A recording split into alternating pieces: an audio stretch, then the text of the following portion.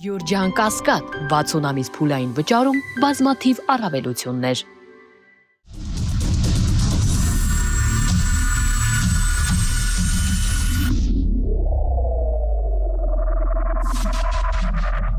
Բարի երեկո, Մեծահաբի եթերում Մեծ Արենան է, ես Արթուր Հայրապետյանը, այսօր զրուցելու եմ պետական քաղաքական գործիչ Պաուլ Հայրիկյանի հետ, բարի երեկո։ Շնորհակալ եմ պարոն Հայրիկյան ինձ հյուրընկալելու համար։ Եվ անդրադառնանք այս վերջին շաբաթներին, հատկապես երբ որ Նիկոլը այդ իր ուրախ ավտոբուսով ներկուսակցական ինչ որ հավաքներ է կազմակերպում, մարզերից մարզեր է տեղափոխվում, ինչ որ ժողովրդի հետ սկսել է նարդի խաղալ, այդ մտերմությունն է ցուցաբերում եւ կարծես այդ նույն ստերը, նույն այդ խաղաղության, թվացial խաղաղության թեզը ժողովրդի ականջներին փաթաթելով փորձում է այդ թոշակները ավելացնելու այդ միֆը, որ բոլորին դա չի վերաբերում իհարկե, բայց ինքը այսպես հայտարարում է, որ Հայաստանը այլևս անվտանգ է, խաղաղ է եւ կարծես իրենք լրիվ ուրիշ Հայաստանում են ապրում, մեր իրականությունը Հայաստանի եւ ընդհանուր պատկերացումները լրիվ տարբեր են։ Ընդհանրապես ընտրություններից առաջ ժամանակ է տրվում նախընտրական քարոզարշավի համար, բայց կուսակցությունները իրավունք ունեն նաեւ ընտրություններից անկախ շփվել ընտրողների հետ։ Դրա համար կուսակցական է համարում էլի այս հավաքները։ Այսինքն մենք պիտի փորձենք պարզապես ստուգել, եթե դա ներկուսակցական է եւ այդ աշխատանքների ծախսերը կատարվում են կուսակցության ոչ թե նախընտրական հիմնադրամի միջոցներից, այլ կուսակցության միջոցներից, եթե դրանց չեն մասնակցում անվտանգային ծառայությունները, որովհետև անվտանգային ծառայությունների նպատակը վարչապետի անվտանգությունն ապահովելն է։ Բայց մի բան անառարկելի է։ Հանրային հեռուստաընկերությունը լրջորեն մատուցում է այդ միջոցառումները, այդպես ասենք, իսկ հանրային հեռուստատեսությունը ամեն րոպեն գումար արժի եւ մեր հարկերի հաշվին է։ Եվ այո, քաղաքացիների հարկերի հաշվին է։ Այնպես որ ես գիտեմ ամերիկյան փորձառությունից, որ նախագահը իր սենյակում առանձին հեռախոս է ունենում ընտրությունների հետ կապված գործող նախագահը։ Եվ եթե հանկարծ սխալմամբ օգտագործի նախագահի պաշտոնական հեռախոսը որևէ նախընտրական քարոզչության կամ ներկուսակցական գործերի համար, ապա դա կհամարվի արտակարգ դեպք։ Իհարկե շատ ճիշտ եք ասում, բայց պիտի մի սկզբունքային գնահատական տալ, որ երկրներն են խաղաղության մեջ։ Այն երկրներն են խոսում, ավելի ճիշտ չեն էլ խոսում։ Խաղաղության մասին խոսում են նրանք, ովքեր ում խաղաղությունը վտանգված է։ Թե չէ դա բնականon ապրելաձև է, կենսակերպ է, եւ բայց խաղաղության ձգտող, այսինքն ապահով կյանքի ձգտող բոլոր պետությունները ոչ թե թշնամու բարյացակամության վրա են հույսը դնում, նույնիսկ եթե պայմանագիրը կա ստորագրված, այլ իրենց ուժի, իրենց զսպող, սանձող ուժի։ Այդ ուղղությամբ Հայաստանը որևէ լուրջ քայլ չի կատարել, ամեն քաղաքացի դա կարող էր զգալ, օրինակ Հայաստանում առաջին աստիճանի պահեստազորը պետք է բոլորս իմանայինք, որ կա, ասենք զենքի տակ 50,000 մարդ կա եւ 100,000 մարդ առաջին աստիճանի պահեստազորում են եւ նրանք պիտի պատրաստ լինեն։ Այսինքն մենք այդպիսի փոփոխություններ չենք զգում։ Մենք չենք զգում, որ թշնամիներ ունենալու պայմաններում ապաստաններ են կառուցվում։ Իսկ թշնամին նրանով չի բարեկամ դառնում, որ դու հանձնվում ես։ Որքան հանձնվում ես, ախորժակը կբարձրանա։ Մանավանդ երբ թշնամիդ բռնապետական պետություն է։ Մի բան, որը երբեք Հայաստանի դիվանագիտությունը չօգտագործեց։ Ավելին բռնապետի կամայականությունները օրինականացնելու ճանապարհով գնաց։ Ես այս կեցվածքը բնութագրում եմ հարճային կեցվածք։ Տղամարդ հարճը շատ վատ բան է, բայց գործ ունենք հարճային կեցվածքի հետ։ Ոմանք խանդավառվում են, որ Ադրբեջանի տարածքով երկաթուղիներ են մտնում Վրաստան, հետո նոր Վրաստանից Հայաստան։ Վրաստան կարող է երկաթուղային շարասյուներ առևտրային գործարքներով իրականացնող մտնել նույնիսկ Ճապոնիայից։ Խոսքը եթե բարի կամքի մասին է, հարևանության մասին է, ապա մենք ավելի կարճ ճանապարհներ ունենք եւ կարող ենք ունենալ։ Երկրորդ, բարի կամք կարող է լինել այն, որ գիտեք, Գորիսկապան ճանապարհը մենք փակել ենք, քանի որ դեռ սահմանազատում չի արված, գոնե մինչև սահմանազատում անելը մենք բացում ենք այդ ճանապարհը, հետո կպայմանավորվենք։ Մեր կարծիքով մերն է, դուք մեր կարծիքը ընդունեցիք, շնորհակալ ենք, ամեն հարց պետք է տիրոջ ընդունի, բայց քանի որ խոսքը վերաբերում է ոչ միայն քեզ հարճապետ, ոչ թե վարչապետ, այլ հարճերի պետ, այլ վերաբերում է ժողովուրդներին, բայց բռնապետը չի կարող այդպիսի բան անել։ Իսկ մենք որևէ բարի կամքի դրսևորում չենք տեսել, այլ ընդհակառակը տեսել ենք նոր սպառնալիքներ, որոնց հետևում էլ կանգնած է գլխավոր սպառնալիքը միավորված ազգերի կազմակերպության կանոնադրությամբ արգելված, Հայաստան-Ադրբեջան հարաբերություններում տարբեր ՄԱԿ-ի բանաձևերով արգելված պատերազմի սպառնալիքը, ուժի կիրառման սպառնալիքը։ Մենք ունենք իշխանավոր, որը գիտեք միջազգային փաստաթուղթ է համարում Ալմատայում ստորագրված Ղազագիրը, KGB-ագիրը։ Այնտեղ մասնակիցները բոլորը KGB-ի գործակալներ են կամ կոնկուրսի առաջնորդներ։ Ինչպես կարելի է դա կոչել միջազգային իրավունքի փաստաթուղթ։ Միջազգային իրավունքից են խոսում են Ալմատայի ինչ-որ հռչակագրից։ Ալմատայի հռչակագրի տակ ինչի չկա Էստոնիայի, Լատվիայի, Լիտվայի, ասում եք սովետական միության նախկին հանրապետությունների։ Ու դա գալիս է նրանից, որ մեծ մտահոգություն ուներ Թուրքիան, որ երբ Հայաստանը վերադառնա իր նախաբռնազավթման վիճակին, նախաօկուպացիոն վիճակին, Հայաստանի վրա պիտի տարածվեն բոլոր այն օրենքները, որոնք ժամանակին ընդունված են եղել, բոլոր որոշումները։ Անկախ նրանից հետո ինչ փոփոխություններ են եղել եւ դրանց մեջ կան որոշումներ, որոնք շատ հստակ նշում են սահմանները։ Հիմա Հայաստանի իշխանություններից որևէ մեկը, չնայած մեր տևական պնդումներին, մինչև անկախության վերականգնում անգամ մենք խոսում ենք այն բանի մասին, որ մենք Հայաստանի անկախության վերականգնումից հետո միջազգային կառույցներում պիտի բարձրացնենք Հայաստանի միջազգայինորեն ճանաչված սահմանները, բայց հետո եկան քաղաքական լակոտներ, սկսնակներ կամ գործակալներ, ճիվաղներ, հարջեր, որ հանկարծ Հայաստանի սովետական Հայաստանի բռնազավթման պայմաններում ամրագրված սահմանները համարեցին միջազգայինորեն ճանաչված սահմաններ։ Այնպես որ գործ ունենք այդպիսի մարդու հետ, ինչ վերաբերում է այդպես ակնարկ արեցիք կենսաթոշակների բարձրացումը, այսինքն մարդիկ ընկալվում են առաջ ինչպես էր, որի դեմ իբր սրանք պայքարում էին, ընտրակաշառք չպետք է լինի։ Բայց այս պարագայում թոշակների բարձրացումը հենց ընտրակաշառք է, ոչ ավել ոչ Եվ հիմա պակաս։ հիմնավոր եմ, որպեսզի մերկապարանոց չլինի։ Բոլորս գիտենք, որ ընտրություններ են լինելու, չակերտավոր, բայց ընտրություններ կոչված միջոցառում պիտի լինի։ Եվ այդ պայմաններում ընդունվել էր շատ հստակ պետական բյուջեի, օրենք պետական բյուջեի մասին, ծախսագումարի մասին։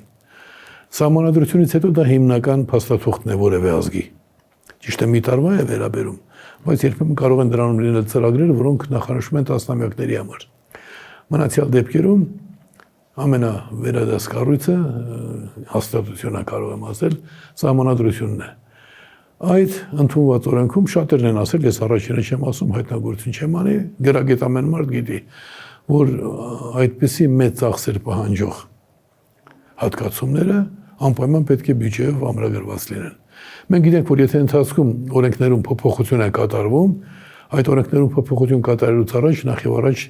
ստուգում են։ Արդյոք դա պահանջում է նաև բյուջեի մասին օրենքում փոփոխություն կատարել նոր հատկացումների վերաբերյալ։ Որքան ես եմ տեղյակ, այդպիսի բան չի եղել։ Նույնիսկ եռանցակը չի լրացել, պարոն Հայրիկյան։ Եվ պատկերացրեք, անակնկալ այդպիսի հատկացումներ լավ է արվում, լավ է որ գումար են հայտնաբերում, բայց շատ վատ է, երբ դա արվում է ազգային անվտանգության հաշվին։ Եվ չգիտենք այդ գումարները որտեղից են գալիս։ Չէ, գալիս են ազգային անվտանգության խոսքը սրանք ընդամենը հանրային խոսքի մակարդակով են, պաշտպանության նախարարությանը հատկացվող գումարների մասին է խոսքը, որքանով է ճիշտ, թող ճիշտ են, բայց օրենքով նախատեսված չի։ Եթե բյուջեի մասին օրենքով նախատեսված չի, նշանակում է կատարում է օրենքի խախտում, իշխանության չարաշահման ճանապարհով։ Դրա համար առնվազն 10 տարի է հասնում։ Իսկ եթե խորանան, ինչ վերաբերում է ընտրակաշարքին, մեկ այլ ձևեր է ընտրված, պետական համակարգում աշխատող հիմնականում ՔՊ-ականներին, կարող է էությամբ ՔՊ-ական չեն, բայց այդպես համարվում են, դրանցով են, չէ, դահլիճները լցվում։ Տրամադրվեց պարգևավճար։ Եթե յուրաքանչյուր պարգևավճարի կեսը, լավ 1/4-ը հատկացվի, ամեն մարդ իրավունք ունի նվիրատվություն կատարել, ներդրում կատարել հիմնադրամին, ապա տեսեք ինչպեսի խորը անհավասարություն է առաջանում։ Պարգևավճար ստացել են նաև մի քանի տասնյակ ընդդիմադիրներ իրենց աշխատանքի բերումով, բայց ընդհանուր առմամբ սա նույնպես անթույլատրելի է, եւ ես չլինեմ այն մարդը, որ դեմ է, որ կենսաթոշակները բարձրանան, բայց դա ներկայացնել որպես սեփական նախաձեռնություն, սեփական հրաշա։ Բայց դու այդ ձեր տնից չես բերել, քո հանգուցյալ ծնողները քեզ կտակ չեն թողել, որ դու էլ բաժանում ես։ Դա կարող է կատարվել միայն օրենքով։ Իսկ օրենք խախտողը անպատիժ միտեղ օրենք խախտողը, հետո մեկ այլ տեղ էլ խախտի։ Հին ասացված կար, որ մեկին ընտրակաշարք են տալիս, ասում են ընտրակաշարքը տալիս եք, որ ձայնս վերցնեք, ու ինձ 4 տարի անեկեն ինչ որ անում եք վատ տեղեր գնալիս։ Հիմա մոտավորապես այդ իրավիճակի առաջ ենք կանգնած, եւ եթե մենք այս բոլորը հանդուրժենք, ապա մենք ինքներս ենք խրախուսում ու խանդավառում ընտրությունները ամբողջությամբ կեղծելը։ Ես նկատում եմ, եթե այսօր չխոսենք դրա մասին եւ ասենք մենք կգանք իշխանության այդ հանդիսավորել տեսք են ընդունում, մենք կգանք իշխանության եւ այդ բոլորը կփոխենք։ Այ փոքրիկներ, ընտրությամբ դուք իշխանության եք գալու այն դեպքում, երբ այս մարդիկ ընտրությունների հետ կապված եւ դրանից առանձին օրենքները խախտելը համարում են բնականon, այն ինչ ընտրության ժամանակ իրենք պիտի խախտեն 65% ստանալու համար կամ 51% ստանալու համար պարլամենտում, ընդհանրապես դա բացառվում է, ստանալու են 21-30%, ու հետո այդ իրենց խուժան սահմանադրության խուժան կանոններով, կայուն մեծամասնություն կոչված Մուսոլինիի կանոններով, մարդկության թշնամի ճանաչված Մուսոլինիի օրենքով, այնտեղ ստանալու են մեծամասնություն։ Այդ խախտումները, այն խախտումների հայմատությամբ, որ իրենք արդեն կատարել են, միջազգային խախտումներ եւ ներպետական, հարկային տերորը շատ ծանր հանցագործություն է սոցիալական պետության մեջ, ծանր հանցագործություն է։ Դրանց համեմատությամբ սրանք մանրուքներ են, այնպես որ հանգիստ կանեն։ Բայց պարոն Հայրիկյան, շատ վստահաբար են, հա, այսպես հայտարարում, որ մենք հաղթելու ենք, այս անգամ ավելի շատ ձայն ենք հավաքելու։ Այդ ինչից է, այդ իրենք ներսից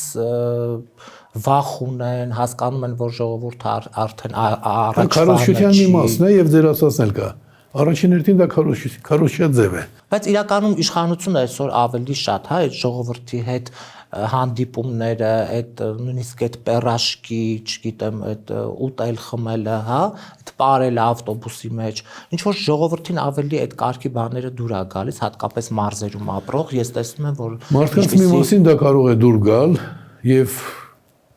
մարդիկ ներքին նախատրամադրվածություն ունեն հասկանալու, որ իրենց դիմացինը իրենցպես մարդ է։ Այո։ Մեզնից մեկը։ Ասենք փանթիները տեսնում են, որ առանց անձեռոցիկի, ասենք։ Այո։ Ասում են ինչ լավ է, ես էլ եմ այդպես ուտում։ Տեսեք, մեր վարչապետը ինչ ժողովրդավար է, ժողովրդական է։ Ժողովրդական է, այո, ճիշտ եք ասում։ Բայց ժողովրդավարության մասին խոսելիս մենք պետք է հասկանանք, որ ժողովրդավարություն նշանակում է երկրի կառավարմանը մասնակցության իրավունք քաղաքացիների համար։ Սա մի քիչ մասնագետ ժողովրդավար, որ Ցեղասպանության ինստիտուտի թանգարանի տնօրենին որոշում է հեռացնել աշխատանքից, որովհետև Արցախին վերաբերող գիրքը նվիրում է Վենսին։ Այո, բայց ինչպես Հայկ Դեմոյանն է ասում, մենք դեռ չենք լսել, որ այդ աշխատանքից ապօրինաբար հեռացված ցեղասպանության թանգարանի տնօրենը մի հայտարարությամբ հանդես գա, Այո։ պաշտպանի իրեն, պաշտպանի ցեղասպանության ինստիտուտ թանգարանի իրավունքները, որ ես արել եմ այն ինչ պարտավոր էի անել։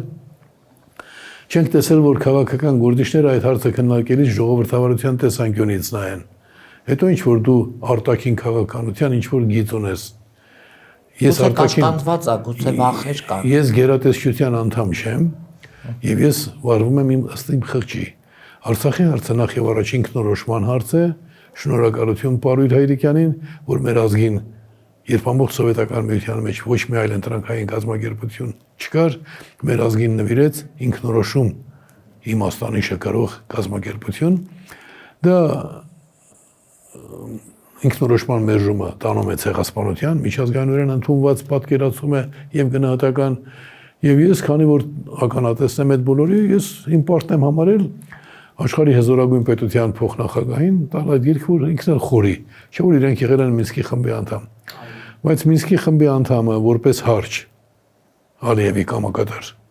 գիտեք չէ, Ալիևն է պահանջել, սա էլ բան արել, համաձայնել է։ Որպես հարճ կատարած մարդը, որպես կամակատար ու խամաճիկ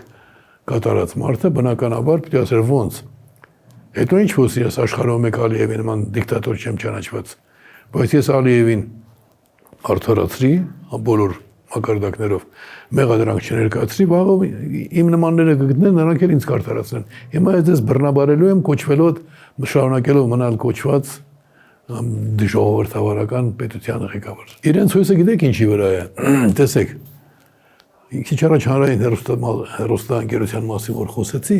իրենք տեսնում են, որ իրենք անխնա օգտագործում են պետական միջոցները ինքնագովազդի համար։ Եթե դու Հայաստանի անկախության պայքարի միակ նախաձեռնող կազմակերպությանը նույնիսկ անկախության տոներին հնարավորություն չես տալիս խոսել, եթե դու խոստանում ես քո աշխատակիցներին, որ անպայման կկազմակերպենք երգերքոց հաղորդում նվիրված անկախության պայքարին ուղեկցած երգերին, ամենայն պատասխանատվությամբ ասում եմ, միայն հայերս ենք ունեցել երգեր եւ մեկը մյուսից լավ։ Միջազգայինորեն լավ ճանաչված, օրինակ Wall Street Journal-ը տնտեսագիտական թերթ է, նա հարկամարեց իմ մասին հոդվածներում գրել, որ գիտեք, Հայրիկյանը նաև երկհան է եւ իր մենք գերված ենք, ակսորված ենք, բայց երկիր դու ազատ կլինես, այդ գրել է դեռ 20 տարեկան հասակում 21։ Ուզում եմ ասել, այնպես չի որ ես եմ մատուցում։ Ուկրաինայի հայտնի բանաստեղծ Վասիլ Ստուսը ասում էր, մեր շարժումը Ուկրաինայի հերոս է եւ մեծ բանաստեղծ։ Մեր ուկրաինական շարժումը չհասավ երկեր ծնելու մակարդակին։ Դուք հայերդ շատ առաջ եք։ Դրա համար էլ ինքը միացավ ազգային միացյալ կուսակցությանը։ Ինչևէ, պայմանավորվում են 5 տարվա ընթացքում ամեն անգամ ասում են, վայ, այս տարի կանենք ու չեն անում։ Իսկ այնտեղ նաև դե եկեք եղբայրներ երգն է, կրկին ոտքի երգը, որ Աստված մեզ հետ է, օրհնյալ է մեր ուղին, հիշում եք երևի եւ կհաղթենք որքան էլ նայենք թշնամին։ Երկերի շարք։ Իսկապես ազգը հարստացնող։ Բայց երբ մի երկրում հայրենասիրությունը համարվում է բացասական երևույթ, կար մեկը չէ, որ ժամանակին ասում էր ազգային գաղափարախոսությունը եւ այլն, քննադատում էր։ Ինչ որ բան այնտեղ դեռ կարելի էր հասկանալ, որ ազգային գաղափարախոսությունը պիտի ներգրավի բոլոր գաղափարախոսությունները, բայց այստեղ հայրենասիրությունը համարվեց վտանգավոր։ Այսինքն հայրիկից սիրելը, հայրենասիրության հիմքում ընկած է ծնողասիրությունը, աստվածաշնչային պատվիր ծնողների քեզ անգամ հանգեցնում է ազգասիրությանն ու հայրենասիրությանը, որովհետև անունն էլ վրան է, չէ, հայրիկ, հայրենիք, հայրենասիրություն։ Ուրեմն այս պայմաններում հանկարծ տեսնում ես, որ ցանկացած լրատվական հանրայինի մասին եմ հաղորդում, ել չեմ խոսում զուգահեռ հաղորդումները, 10-ից 20% վերաբերում են իշխանագիրներին։ Եվ նրանք մտածում են, որ իշխանական լծակները օգտագործելով կունենանք այսքան ձայն, քարոզչական միջոցները օգտագործելով այսքան ձայն, պետական միջոցներից պարգևավճարների միջոցով մեր հիմնադրամը հարստացնելով այսքան, որ եթե որևէ մեծահարուստ գումար հատկացնի դրա վրա կդնենք քննություն, կքաշքանդենք, ի վերջո կանենք։ Մենք քողարկված բռնապետություն ենք։ Սա ակնհայտ է, բայց քանի որ ընտրությունների մասին եմ խոսում, մի անգամից ասեմ հետևյալը. կուսակցությունները գործում են կուսակցությունների մասին սահմանադրական օրենքով։ այդ հսկայական օրենքի մեջ ամեն ինչ կուսակցությունների պարտականությունների մասին է, ամեն ինչ։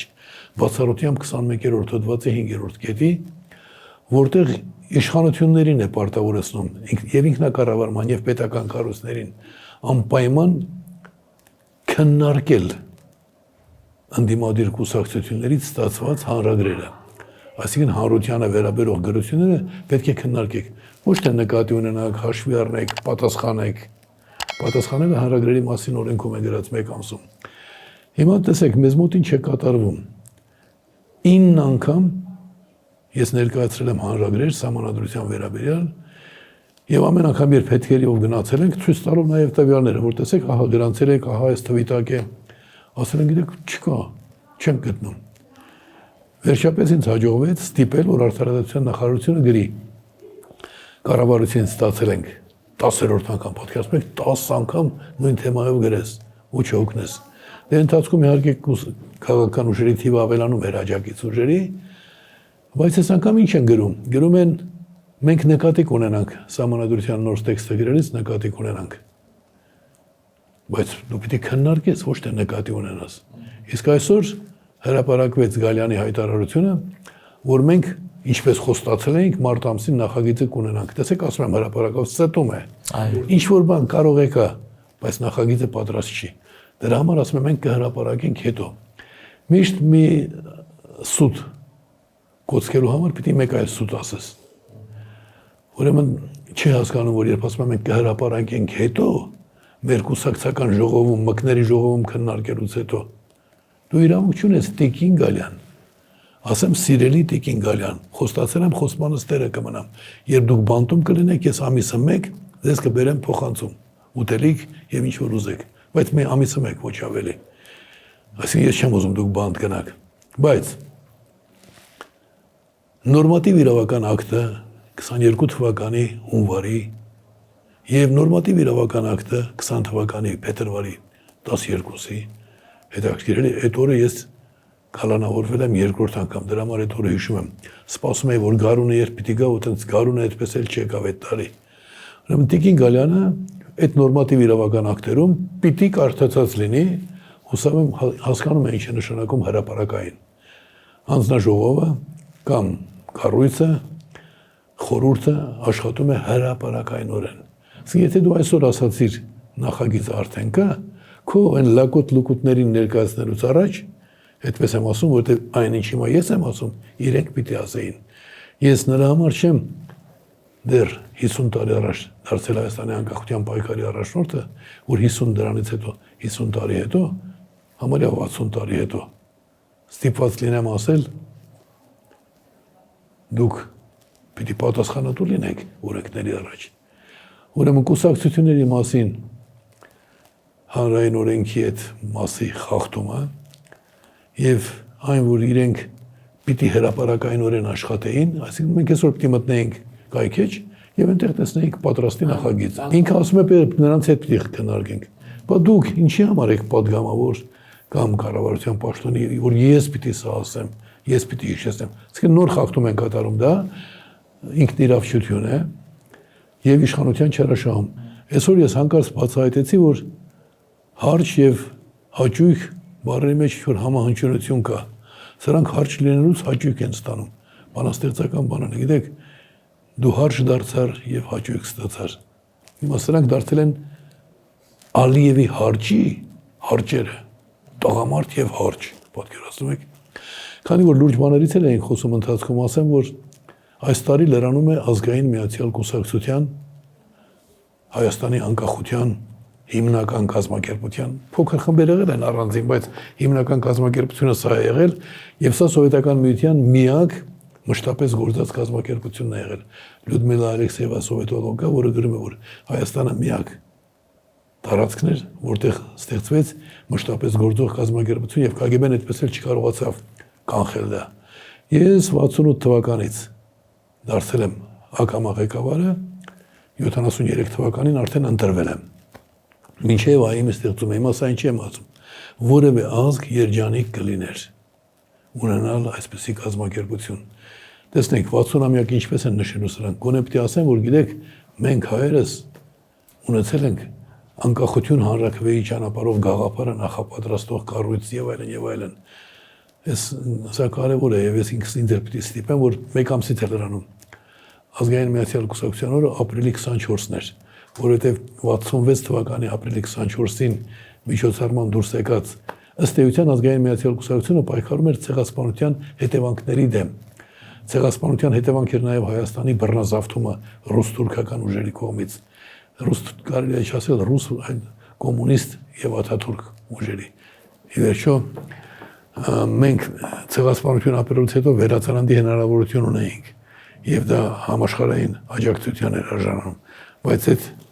դավադիր արձակումը Հայաստանի վրա ամեն ինչ փչացրեց։ Կներեք, որ շեղվեցի, բայց պարտավոր է մեզ լսողներին ասել, որ 60-ամյակը նշել լուրջ տոն է։ Ես ժամանակին Սահմանադրության 17-ամյակի առիթով Արամ Խաչատրյանի դահլիճում ես չհայմա կազմակերպեց մեծ միջոցառում, շատ լավ որակի բաներ ստացվել մշակույթի նախարարության աջակցությամբ։ Երևի ես ինձ պիտի թույլ տամ դիմել, որ այդպեսի մի բան նախատեսվի։ Չնայած Սահմանադրության այս տարի, որ Սահմանադրության անցյալ տարի որ լրացավ, ես նամակ գրեցի վարչապետին, հետո ինչ որ ոչ թե Նիկոլ Փաշինյանին, այլ վարչապետին, որ գիտես ինչ տղա ջան, լրանում է Սահմանադրության 30-ամյակը, մի միջոցառում կազմակերպի դեսպաններին, բոլորին հրավիրի, խոսել է, որ երևա որ դու Սահմանադրության ինչ լինելը գիտես, ամել մեր պատմության մասն է կազմում։ Ինքը արեց, ինձ չպատասխանեց, ոչ էլ հրավեր ուղարկեց, բայց միջոցառումն արեց, դե բան է, կոմպլեքսավորված վախկոտիկներ են։ Այնպես որ երևի մի այդպիսի միջոցառում կփորձենք կազմակերպել, եթե պետականորեն չարվի, երևի հայ գործարանների մեջ կլինեն մարդիկ, որ ֆինանսավորեն, որովհետև երկիշներին բան պետք է ֆինանսել։ Շատ հզոր գործ էր։ Եվ պարոն Հայրիկյան, դատախազությանը անդրադառնանք, որովհետև վերջին շրջանում թիրախը որպես այդպեսին դատախազությունն է կա վերցրել եւ փորձում է կա ճշմարտության ամեն դեպքում ճանապարհով գնալ։ Այս ընթացքում ձեր ակցիաները որևէ արդյունք տվեցին։ Ուրեմն դա վերաբերում էր նախավերջին շրջանում, երբ մենք դատախազությանը մեղավոր էինք համարում եւ հանցակից, այո, նաեւ հովանավորող կոռուպցիոն հանցագործությանը։ Բայց գիտեք, քանի որ նախքին բոլոր փուլերում իրենք խուսանավում են, ասում են փաստեր չկան, որ դուք դիմում եք, դեռ պատկերացնում եք, փաստեր չկան։ Կամ ասում են չենք ստացել, այդպես չկմեղ տեսքով, մանավանդ երբ կին է ասում, ուզես չուզես ասում ես լավ, հիմա ոչ ես ասի դու ստախոսես։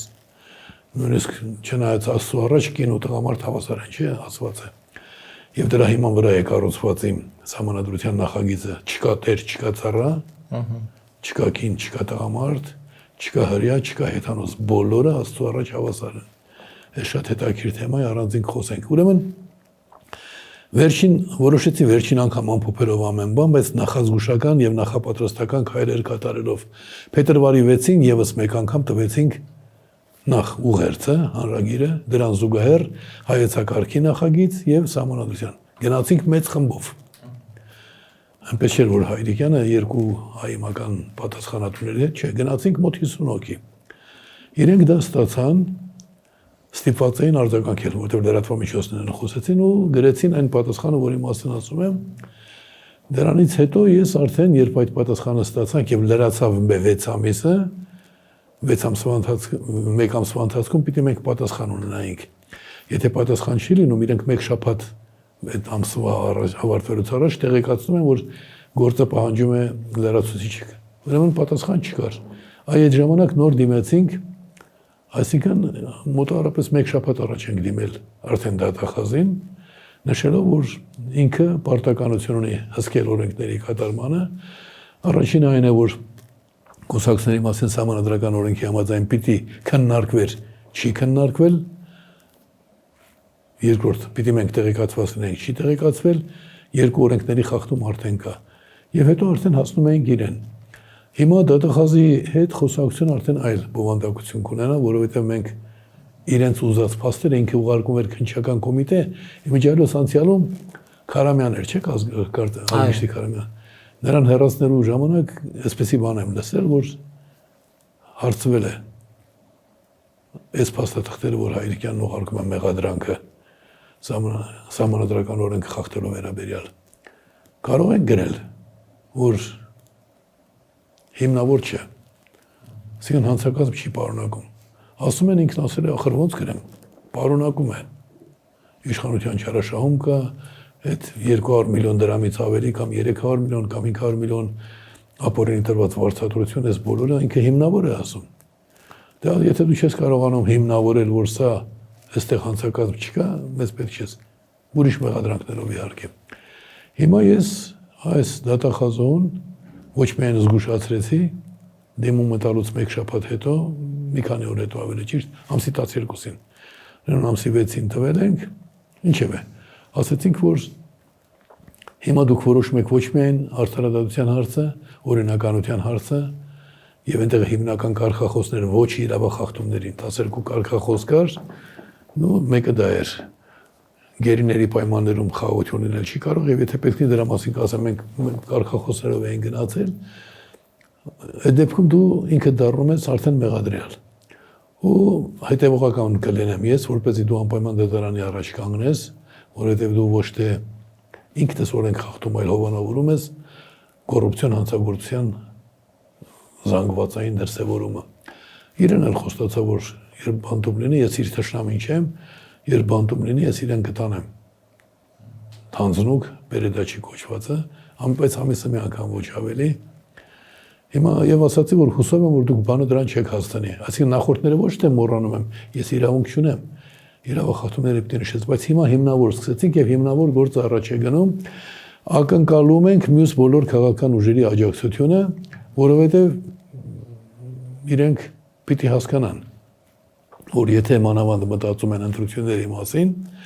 այսօրվանից պետք է աշխատեն, որպեսզի կուսակցությունների մասին սահմանադրական օրենքի խախտումը չօրինականացվի։ Եթե օրինականացվեց, ապա իրենք ինձ բարոյական իրավունք են տալիս ասել, որ դուք ոչինչ չեք հասկանում քաղաքականությունից, ոչինչ չեք հասկանում իրավագիտությունից եւ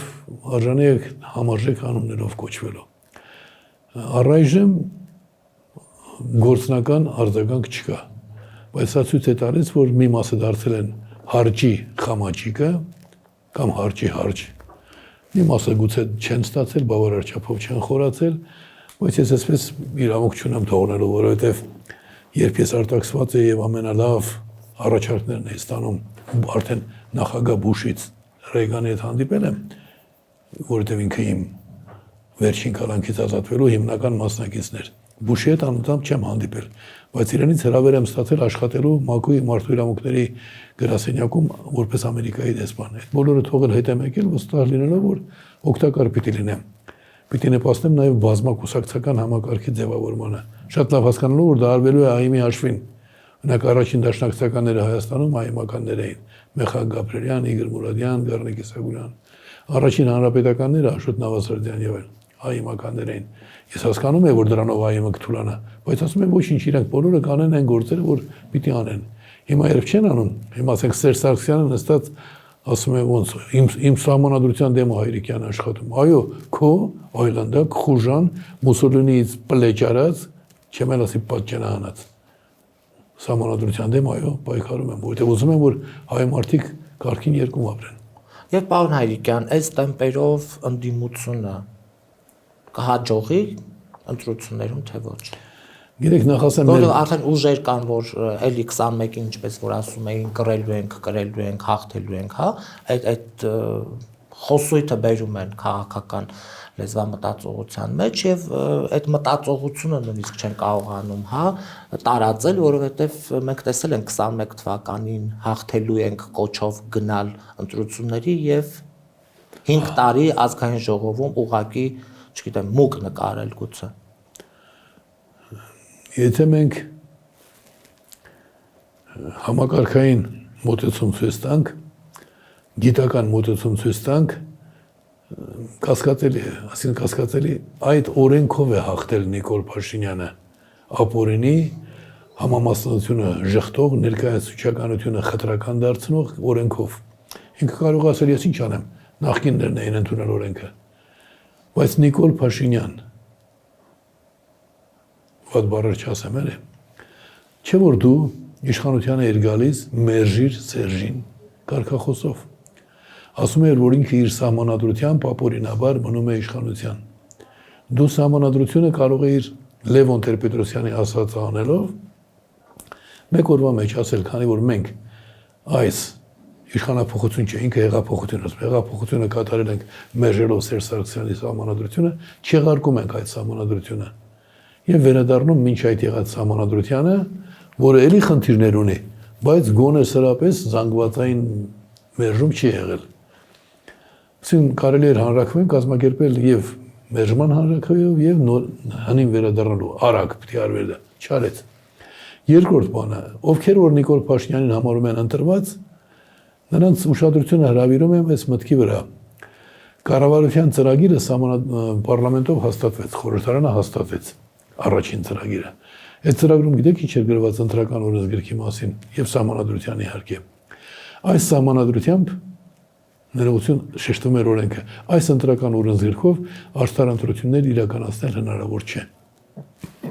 Իրենք են գրել։ Բայց դրանից հետո ինչպես եք դուք ձեզ կոչում արդար ընտրված, ընդհանրապես ընտրված։ Ուրեմն իրենց ընտրված լինելը հատկապես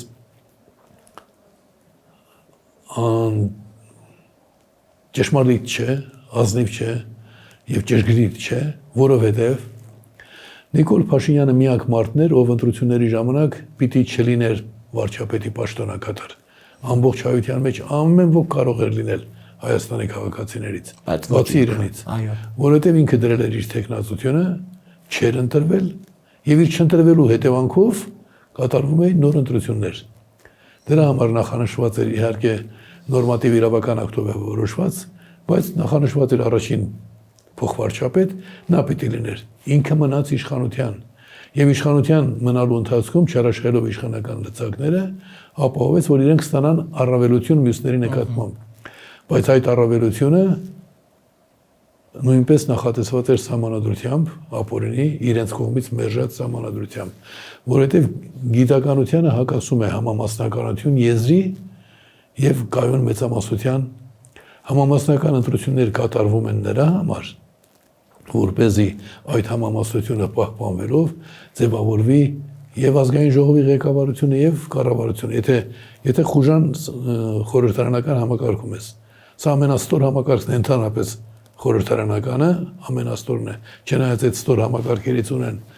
Իտալիան, Գերմանիան, Հունաստանը, էլի մի քանի երկիր, մատների վրա հաշված։ Ուրեմն խորհրդարանական համակարգի մասին որ խոսեցի, ասեմ դրանից, բայց հիմնական միտքը չեմ մոռացել։ Խորհրդարանական համակարգով Գերմանիան պատժվեց, որովհետև թույլ էր տվել Հիտլեր ունենալ։ Հունաստանը պատժվեց, որովհետև թույլ էր տվել ունենալ սև գնդապետներ։ Իտալիան պատժվեց, որովհետև ունեցել էր Մուսոլինի։ Հասկանում եք, սա պատիժ է։ Պատիժ է որևէ ժողովրդի համար եւ այնպես չի որ մարդիկ հասկանալով պատժում են։ Ասեն Գերմանիայի դեպքում կա, որ Ամերիկան այնպես արեց, որ այնտեղ ուժեղ առաջնորդի հարցը մի քիչ բան արել, բայց եթե երկնային պատիժ է, դա շատ ավելի վտանգավոր է։ Թե մենք ինչի համար պատժվեցինք, տարբեր բացատրություններ կան, բայց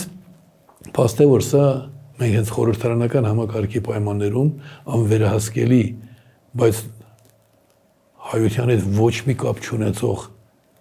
ղեկավարի պատճառով հայության հետ կրկնում եմ պատասխանատու եմ ասում, ոչ մի կապ չունեցող, որտեղ ցանկացած դպրոցական գիտի, որ հայերը ունեցել են սարդարապատ եւ սարդարապատի արդյունքում ստացել են պետություն ունենալու իրավունքը։ Մինչ անգլիացիները գնային այս տարածք, մինչ կորոշեին, որ Հայաստանի սահմանները ներառում են ոչ միայն Արցախ եւ այլ արևելքից եւ արևմուտքից էլ նախնական բանով կարծրադահանքը միացնեին, դա արել են անգլիացիները, դեռ սևրի բանը։ Այն ժամանակ սարդարապատով մենք ապացուցեցինք, որ ազգ ենք։ Ուրեմն սա սարդարապատը մոռանում է եւ նոյեմբերի 9-ն է ստորագրում։ Դա կարող էր անել միայն հայության հետ ոչ մի կապ չունեցող մարդը։ Իհարկե իր նման խամաճիկների էլ գտնում է, կանչում է քննարկման, իբր թե քննարկում են որոշում են։ Հիմա վերադառնալով այն հարցին, որի մասին որ խոսում էինք, առաջիկա ընտրությունները չեն կարող ընտրություն լինել, քանի որ կուսակցություններից մեկի իրավունքները ոտնահարվել ու խախտվում են։ Չի կարող արդար ընտրություններ լինել, որովհետև ընտրություններին մասնակցում են կուսակցություններ, որոնք այնքան կարճամիտ են ու մտախեղ, որ չեն հասկանում, որ երբ Հայաստանի անկախության պայքարի, այսինքն հիմնական կազմակերպության Լևոն Տեր-Պետրոսյանի խոսքերով բոլորիս համար ամբողջատիրության դժվար տարիներին ճանապարհ բացած ԱԻՄ-ի իրավունքները երբ խախտվում են, ամեն մեկը պետք է հասկանա, որ նաև իրենց իրավունքն է խախտվում։ Հիշում եք, չէ՞, ասույցը, որ ասում է, երբ հետապնդում էին գնչուներին, մենք լուր մնացինք, հետո հետապնդում էին հայերին, լուր մնացինք, հետո հասկացանք, որ եկել է հрьяաների երթը, բայց արդեն ուշ էր։ Նույնը վերաբերում է այս կուսակցներին։ Հայաստանում այս ընտրական համակարգով ընտրությունները արդար լինել չեն կարող, նախ այն պատճառով, որ խտրականություն է դրված ընտրական օրենսգրքի մեջ եւ դա բխում է սահմանադրությունից։ Գիտեք, իմ այս մեծագույն համամարտկային կարող եմ ասել քաղաքակրթական նորամուծության հիմքում ընկած է մի բան։ Ես նախ հասկացել եմ, որ մեր քաղաքակրթության գլխավոր բանաձևը չասեմ, արժեքը խտրականության բացառումն է։ Քրիստոնեական քաղաքակրթությունը 2000 տարի պետք եղավ, որ դառնա մարդկության սեփականությունը եւ դառնա, եթե ցանկանանք դրա մասին խոսենք, իհարկե, այնտեղ շատ կարևոր բաներ կան ասելու։ Եվ քանի որ երկրի կառավարմանը մասնակցել է, դա նշանակում է մյուս բոլոր իրավունքների վերահսկողն ու երաշխավորը լինել։ Դրա շատ կարևոր է, որ երկրի կառավարման համակարգի աշխատանքներում խտրականություն չլինի։ Բայց եթե քո ընտրական օրենսգրքում գրված է կառավարելիության համար, որպեսզի գործադիրը հեշտ ընտրվի, մենք պիտի ունենանք անցողիկ շեմ։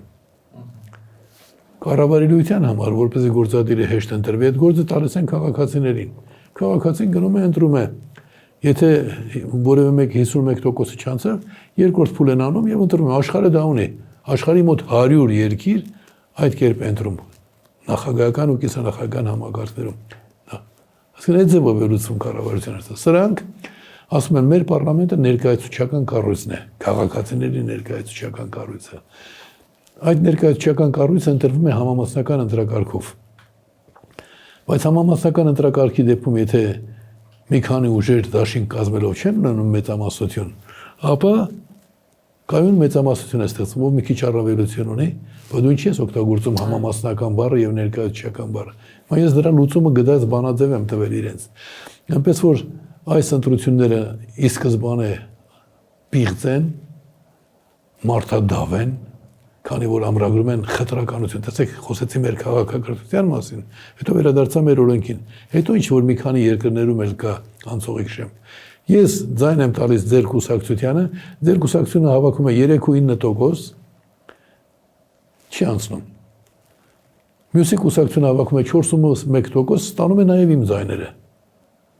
Բա դա խտրականություն չի իմ հանդեպ։ Այդ ինչով էր լավ այն մյուս քաղաքացին, որ ձայներ տվել անցող կուսակցությանը, որ նա պիտի ներկայացուցիչ ունենա, իսկ ես չունենամ։ Ուրեմն խախտում է կատարում։ Սահմանադրության խախտում է կատարում, սահմանադրության մեջ գրված է բոլոր մարդիկ օրենքի առաջ հավասար են։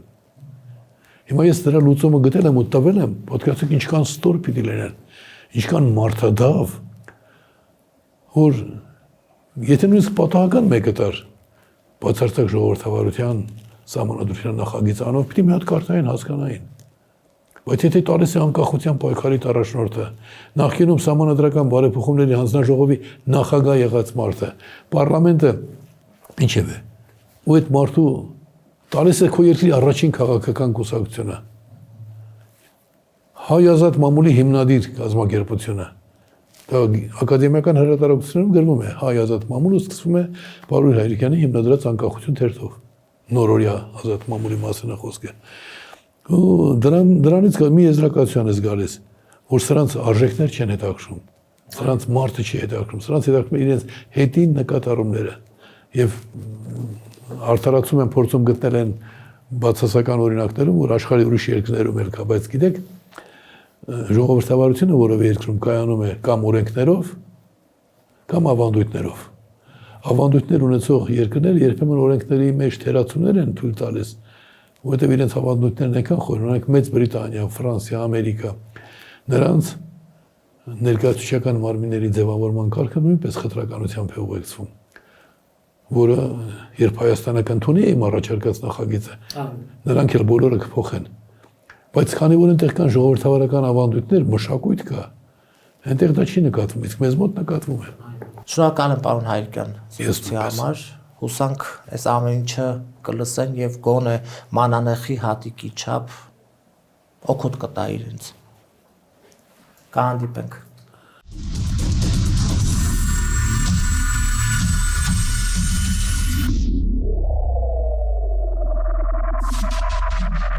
Գյուրջան Կասկադ 60 ամիս փուլային վճարում բազմաթիվ առավելություններ